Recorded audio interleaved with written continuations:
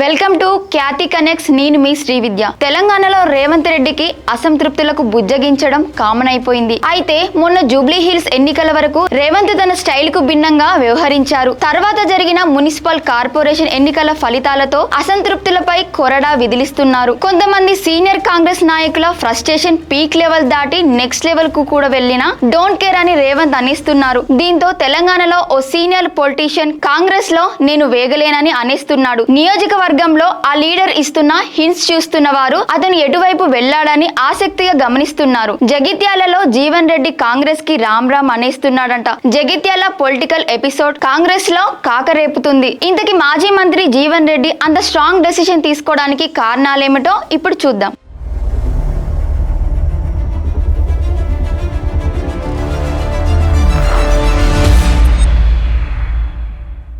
కాంగ్రెస్ పార్టీలో మాజీ మంత్రి జీవన్ రెడ్డి ఉండే పరిస్థితి కనిపించట్లేదని గాంధీ భవన్ వర్గాలు అంటున్నాయట. మరికొద్ది రోజుల్లో జీవన్ రెడ్డి సంచలన నిర్ణయం తీసుకునే ఛాన్స్ ఉందని టాక్ వస్తుంది. అసలు జీవన్ రెడ్డి అస్తం పార్టీకి బై బై చెప్పడం ఖాయమేనా? కాంగ్రెస్ ని వీడితే ఆయన నెక్స్ట్ స్టెప్ ఎటువైపు అనేది ఇప్పుడు చర్చనీయాంశం అవుతుందట. ఇప్పుడు ఇదే జగిత్యాల రాజకీయాల్లో హాట్ టాపిక్. కాంగ్రెస్ సీనియర్ నేత మాజీ మంత్రి జీవన్ రెడ్డి ఏ పార్టీలో చేరతారని ఏ నలుగురు కలిసినా తెగ చర్చించుకుంటున్నారు. జగిత్యాల పాలిటిక్స్ లో జీవన్ రెడ్డి 3 దశాబ్దాలుగా కీలక పాత్ర పోషించారు. కాంగ్రెస్ పార్టీ తరపున పలుసార్లు ఎమ్మెల్యేగా గెలిచిన జీవన్ రెడ్డి ఉమ్మడి ఆంధ్రప్రదేశ్ లోను మంత్రిగా కూడా బాధ్యతలు నిర్వహించారు. జగిత్యాల ప్రాంతంలో కాంగ్రెస్ పార్టీకి బలమైన కేడర్ నిర్మించిన నాయకుల్లో జీవన్ రెడ్డి ప్రముఖంగా చెప్పుకోవచ్చు. గ్రామ స్థాయిలో పార్టీని బలోపేతం చేయడంలో జీవన్ రెడ్డి కీలకంగా వ్యవహరించారు. ఒకప్పుడు జగిత్యాల రాజకీయాల్లో కాంగ్రెస్ అంటే జీవన్ రెడ్డి అంటే కాంగ్రెస్ అనే పరిస్థితి ఉండేది. అయితే 2018 అసెంబ్లీ ఎన్నికల తర్వాత పరిస్థితులు పూర్తిగా మారిపోయాయి. బీఆర్ఎస్ నుంచి పోటీ చేసిన డాక్టర్ సంజయ్ కుమార్ చేతిలో జీవన్ రెడ్డి ఓటమి పాలయ్యారు. ఆ తర్వాత నుంచి జగిత్యాల్లో కాంగ్రెస్ పార్టీ ప్రభావం కొంతమేర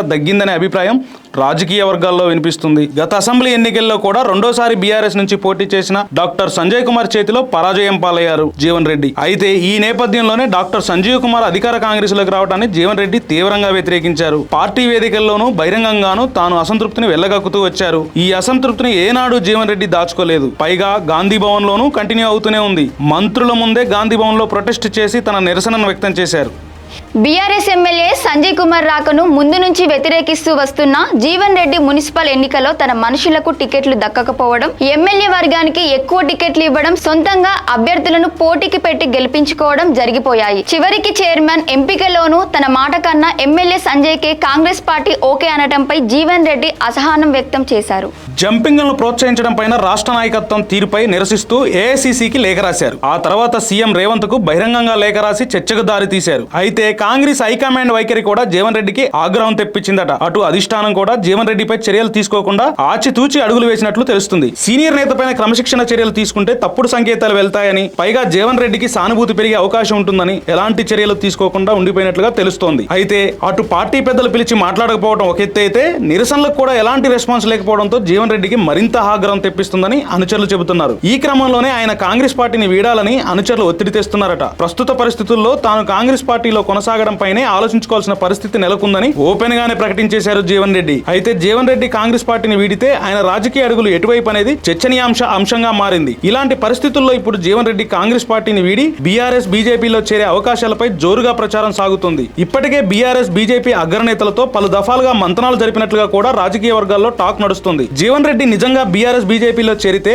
జగిత్యాల రాజకీయాల్లో పెద్ద మార్పు వచ్చే అవకాశం ఉందని విశ్లేషకులు చెబుతున్నారు. ఆయన వెంట క్యాడర్ వెళ్లే అవకాశం ఉంది. అదే సమయంలో కాంగ్రెస్ పార్టీకి ఇది భారీ దెబ్బగా మారే అవకాశం ఉందని రాజకీయ పరిశీలకులు అభిప్రాయపడుతున్నారు. మరోవైపు ఆయన ఏ పార్టీలో ఉన్నా ఇప్పటికే స్థానిక నాయకత్వం బలంగా ఉన్న జీవన్ రెడ్డి రాకతో జగిత్యాలలో కొత్త రాజకీయ సమీకరణాలు ఏర్పడే ఛాన్స్ ఉందని రాజకీయ పరిశీలకులు అంటున్నారు. ముఖ్యంగా రాబోయే ఎన్నికలను దృష్టిలో పెట్టుకుని ఈ పరిణామం మరింత ఆసక్తికరంగా మారే అవకాశం ఉందని రాజకీయ వర్గాలు చెబుతున్నాయి. అయితే ఇప్పటి వరకు జీవన్ రెడ్డి పార్టీ మార్పుపై ఎలాంటి అధికారిక ప్రకటన చేయలేదు. అయినప్పటికీ ఆయన తీసుకునే నిర్ణయం జగిత్యాల జిల్లా రాజకీయాలపై మాత్రమే కాకుండా తెలంగాణ రాజకీయాలపై కూడా ప్రభావం చూపే అవకాశం ఉందని చర్చ ప్రస్తుతం జోరుగా సాగుతోంది. త్వరలోనే దీనిపై మరింత క్లారిటీ వచ్చే అవకాశం మాత్రం కనిపిస్తుంది. జీవన్ రెడ్డి అడుగులు ఎటువైపు పడతాయో అని జగిత్యాల వాసులు కూడా వేచి చూస్తున్నారు. మొత్తానికి సీనియర్ నేతను బుజ్జగించడంలో తెలంగాణ కాంగ్రెస్ వైఫల్యము కనిపిస్తుందని, జీవన్ రెడ్డి లాంటి నాయకుడిని కోల్పోతే కాంగ్రెస్ కు గట్టి ఎదురుదెబ్బ తగులుతుందని జగ్గారెడ్డి లాంటి వాళ్ళు పార్టీని హెచ్చరించడం కొసమెరుపు. ఇది వాటి స్పెషల్ స్టోరీ. మరో ఇంట్రెస్టింగ్ స్టోరీతో మళ్ళీ కలుద్దాం.